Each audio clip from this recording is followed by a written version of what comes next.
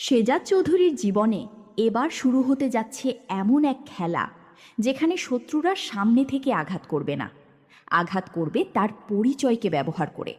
কারণ শেজাদকে শক্তি দিয়ে হারানো যাচ্ছে না, ভয় দেখিয়ে থামানো যাচ্ছে না, আর হত্যা করতেও বারবার ব্যর্থ হচ্ছে তার শত্রুরা। তাই এবার তারা বেছে নিয়েছে সবচেয়ে ভয়ঙ্কর পথ, শেজাদের নামই শেজাদের সর্বনাশ করার পরিকল্পনা। আর এই পরিকল্পনার কেন্দ্রবিন্দুতে রয়েছে গোলাম কিবরিয়া। শেজাদের সঙ্গে আশ্চর্যজনক মিল থাকার কারণে গোলামকে এখন ব্যবহার করতে চায় শত্রুরা। তাকে এমনভাবে তৈরি করা হচ্ছে যেন দূর থেকে দেখলে কিংবা সামান্য সময় কথা বললেও কেউ বুঝতে না পারে এটা আসল শেজাদ নাকি তার কার্বন কপি। কিন্তু গোলামের জন্য এই কাজ মোটেও সহজ নয়। শেজাদ চৌধুরী শুধু একটা নাম নয়, তার কথা বলার ধরন আলাদা, তার চলাফেরা আলাদা, তার রাগ, তার সাহস, তার সিদ্ধান্ত সব কিছুই আলাদা। তাই শুধু শেজাদের পোশাক পরে তার মতো দেখতে হলেই কি সত্যিকারের শেজাদ হওয়া যায়? আর ঠিক এই প্রশ্নের উত্তর মিলবে পরবর্তী পর্বে। কারণ গোলামকে নিয়ে এবার এমন এক বিশেষ জায়গায় যাওয়ার পরিকল্পনা করা হয়েছে যেখানে সামান্য ভুলেরও কোনো ক্ষমা নেই। তাকে পরিষ্কারভাবে বলা হয়েছে অভিনয় করতে হবে না, মনে করতে হবে সেই শেজাদ চৌধুরী। কিন্তু গোলাম কি সত্যিই নিজের পরিচয় ভুলে শেজাদ হয়ে উঠতে পারবে, নাকি গুরুত্বপূর্ণ মুহূর্তে তার মুখ থেকে বেরিয়ে আসবে এমন কোনো কথা যা সব রহস্য ফাঁস করে দেবে? অন্যদিকে মন্ত্রী এবং দাউদ খানের ষড়যন্ত্র এখন চূড়ান্ত পর্যায়ে। শেজাদকে তারা আর সাধারণ কোনো শত্রু হিসেবে দেখছে না, কারণ শেজাদ এখন গরিব মানুষের ভরসা। অন্যায়ের বিরুদ্ধে তার অবস্থান তাকে মানুষের কাছে আরও জনপ্রিয় করে তুলেছে।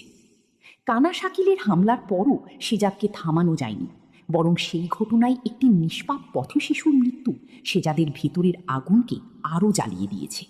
সেই শিশুর মায়ের কান্না, অসহায় মানুষের আর্তনাদ আর শিশুদের পঙ্গু করে ভিক্ষা করানো সেই ভয়ঙ্কর চক্রের কথা শুনে শেজাদ প্রতিজ্ঞা করেছে এই শহরে আর কোনো অসহায় শিশু অন্যায়ের শিকার হবে না।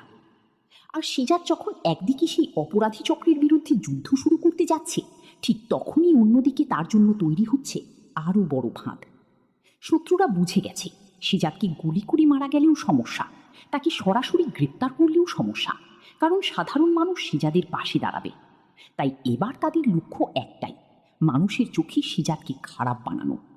যদি শেজাদ নিজেই কোনো বড় অপরাধের দায় স্বীকার করে, যদি সবার সামনে প্রমাণ হয় যে শেজাদ ব্যাংক ডাকাতির সঙ্গে জড়িত, যদি মিডিয়ার সামনে শেজাদের মতো দেখতে কেউ নিজের মুখেই স্বীকার করে হ্যাঁ আমিই সব করেছি, তাহলে কি হবে? এক মুহূর্তে কি মানুষের বিশ্বাস ভেঙে যাবে, নাকি শেজাদের প্রতি মানুষের ভালোবাসা এতটাই শক্তিশালী যে তারা এই ষড়যন্ত্রের গন্ধ পেয়ে যাবে? আর এখানেই সবচেয়ে বড় রহস্য। দাউদ খান আত্মবিশ্বাসের সঙ্গে মন্ত্রীকে কথা দিয়েছে পরের দিন শেজাদ নিজেই এসে সব স্বীকার করবে, কিন্তু আসল শেজাদ তো এমন কিছু করার প্রশ্নই আসে না। তাহলে কি যাবে সেখানে? কিভাবে শেজাদের মুখ দিয়ে এই স্বীকারোক্তি আদায় করা হবে? এর পিছনে কি গোলামি রয়েছে, নাকি শত্রুরা আরো ভয়ঙ্কর কোনো পরিকল্পনা তৈরি করেছে? এদিকে শেজাদ এখনো জানে না তার চারপাশে শত্রুরা কত বড় জাল বিস্তার করেছে। সে মানুষের জন্য লড়ছে, অন্যায়ের বিরুদ্ধে যুদ্ধ করছে, অসহায় মায়েদের দায়িত্ব নিচ্ছে, কিন্তু তার অজান্তে কেউ একজন তার প্রতিটি পদক্ষেপকে নিজেদের স্বার্থে ব্যবহার করার চেষ্টা করছে। আর যদি শেজাদ এই ষড়যন্ত্রের কথা জানতে পারে, তাহলে পরিস্থিতি ভয়ঙ্কর হয়ে উঠবে। কারণ শেজাদকে যারা চিনে তারা জানে সে অন্যায় সহ্য করতে পারে না। নিজের বিরুদ্ধে ষড়যন্ত্র হয়তো সে ক্ষমা করবে, কিন্তু নিরীহ মানুষকে ব্যবহার করে যদি কেউ তার বিরুদ্ধে খেলা শুরু করে, তাহলে সেই শত্রুর জন্য আর রক্ষা পাওয়া কঠিন। পরবর্তী পর্বে দেখা যাবে গোলামকে নিয়ে শুরু হবে নতুন এক মিশন। তাকে দেওয়া হবে শেজাদের পরিচয়, শেজাদের পোশাক, শেজাদের মতো আচরণ করার নির্দেশ। কিন্তু মন্ত্রীর সামনে গিয়ে কি গোলাম সত্যিই শেজাচ্ছে যে সবাইকে ধোঁকা দিতে পারবে, নাকি আসল শেজাদ শেষ মুহূর্তে উপস্থিত হয়ে পুরো খেলার মোড় ঘুরিয়ে দিবে? আর মন্ত্রী কি বুঝতে পারবে যে সে যাকে শেজাদ ভেবে নিজের সামনে বসিয়েছে সে আসলে অন্য কেউ? নাকি মন্ত্রীর চোখের সামনে এমন কিছু খুঁকড়ি যা তার বহুদিনের পরিকল্পনাকে ধ্বংস করে দিবে?